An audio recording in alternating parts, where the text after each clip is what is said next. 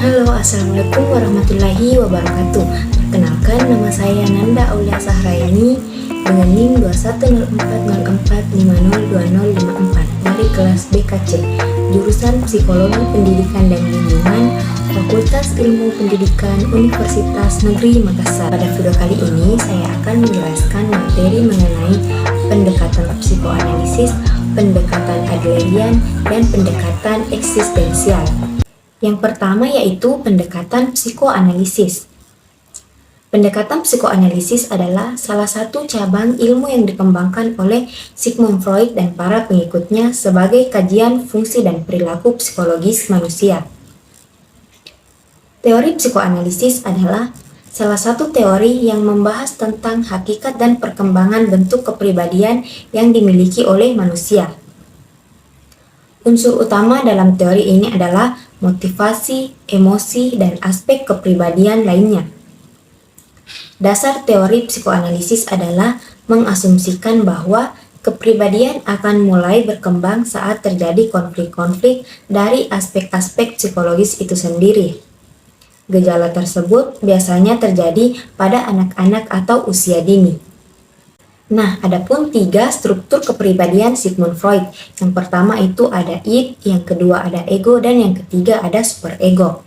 Yang pertama id. Id merupakan energi psikis dan naluri yang menekankan manusia agar memenuhi kebutuhan dasarnya. Yang kedua yaitu ego.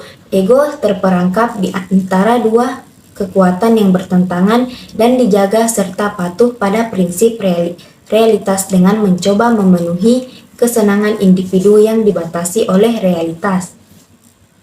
Yang ketiga ada superego.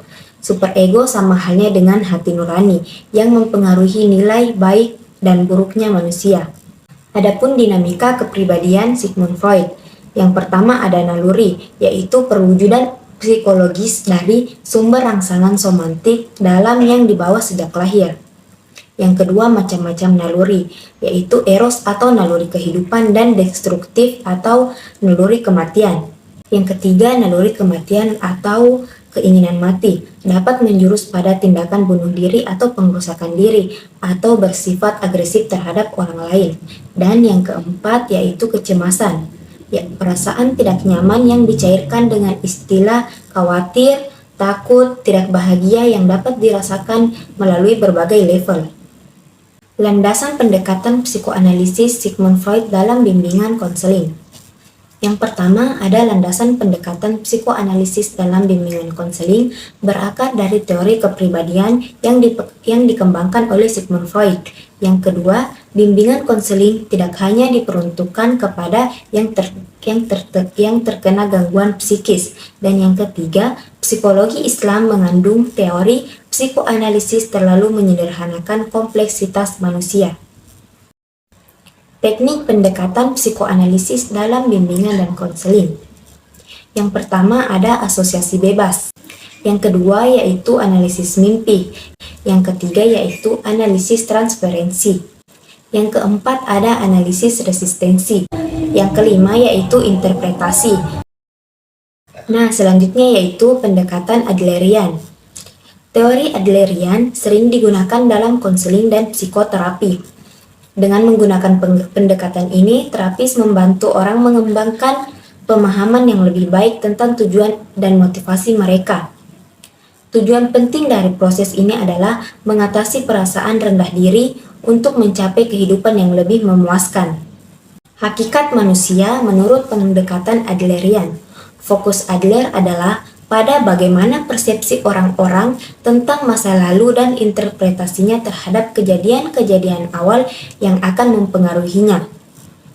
Menurut Adler, manusia dimotivasi terutama dalam hubungan sosial, bukannya desakan seksual. Perilaku adalah berorientasi tujuan dan kesadaran adalah fokus dari terapi. Perilaku bermasalah dan tidak bermasalah dalam teori Adlerian. Yang pertama ada ketidakmampuan untuk percaya diri sendiri dan mempercayai orang lain, ketakutan untuk mencintai dan membina hubungan dengan erat, Dan yang kedua yaitu ketidakmampuan untuk mengenali dan mengekspresikan kemarahan, penolakan kekuasaan seseorang sebagai seorang individu dan tidak memiliki perasaan berkuasa. Peran konselor dan konseling. Di dalam pelaksanaan konseling individual, konselor memiliki peranan yang sentral. Untuk konselor pemula pasti akan merasakan peran yang luar biasa berat. Dari mulai konseli hadir di hadapan konselor, membuka percakapan, menstimulus konseli agar mau berbicara dan mengungkapkan permasalahannya, membantu konseli agar bisa memahami perasaannya, membantu konseli memahami masalahnya, memfasilitasi konseli agar mau menemukan solusi berdasarkan kesadaran diri sendiri dengan penuh tanggung jawab, sampai konseli meninggalkan atau keluar dari ruangan konseling.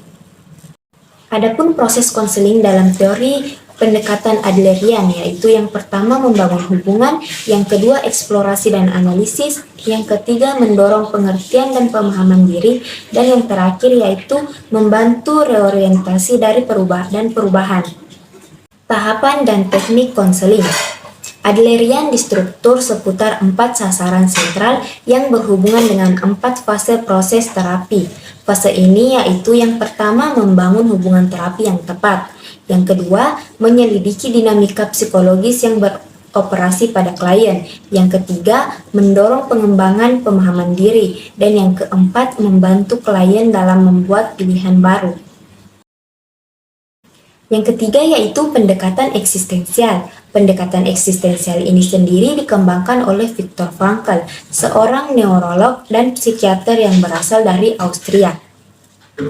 Terapi eksistensial adalah pendekatan terhadap konseling dan psikoterapi yang didasarkan pada pemahaman filosofis tentang apa makna menjadi manusia dan apa makna keberadaannya. Pandangan Viktor Frankl tentang hakikat manusia. Frankl berbicara mengenai pandangannya tentang manusia, yaitu manusia yang utuh dan totalitas. Manusia merupakan totalitas dari dimensi fisik, psikis, dan spiritual. Secara singkat disebut sebagai somatopsikonogenik. Untuk melihat secara lebih saksama tentang asumsi manusia menurut Frankl, digunakan 9 kerangka acuan dasar untuk melihat asumsi dasar hakikat manusia. Adapun struktur kepribadian dalam teori Viktor Frankl. Frankl berpendapat bahwa manusia dalam berperilaku tidak selalu didorong dan terdorong ketegangan keseimbangan, melainkan mengarahkan dirinya sendiri menuju tujuan tertentu yang layak bagi dirinya, yakni kebermaknaan hidup. Kebermaknaan hidup adalah salah satu prinsip dari 3 prinsip logoterapi, yaitu kebebasan berkeinginan, kebebasan akan kebermaknaan, dan kebermaknaan hidup.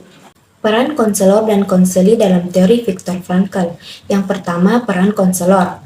Dalam teori Viktor Frankl, tugas utama konselor adalah mengeksplorasi persoalan yang berkaitan dengan ketidakberdayaan, keputusasaan, ketidakbermaknaan, dan kekosongan eksistensial.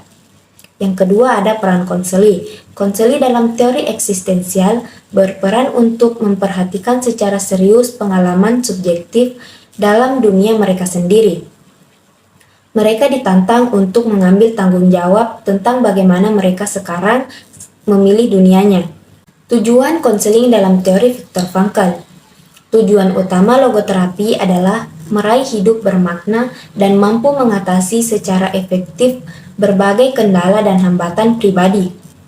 Hal ini diperoleh dengan jalan menyadari dan memahami serta merealisasikan berbagai potensi dari sumber daya spiritual yang dimiliki setiap orang yang sejauh ini mungkin terhambat dan terabaikan.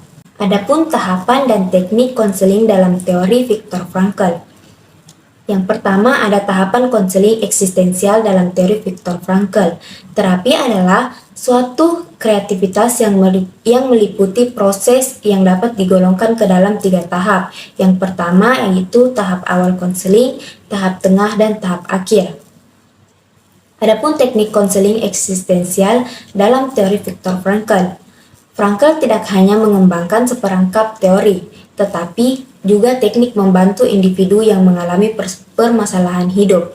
Ada teknik utama yang diajukan yaitu instansi paradoksal, derefleksi, dan bimbingan rohani.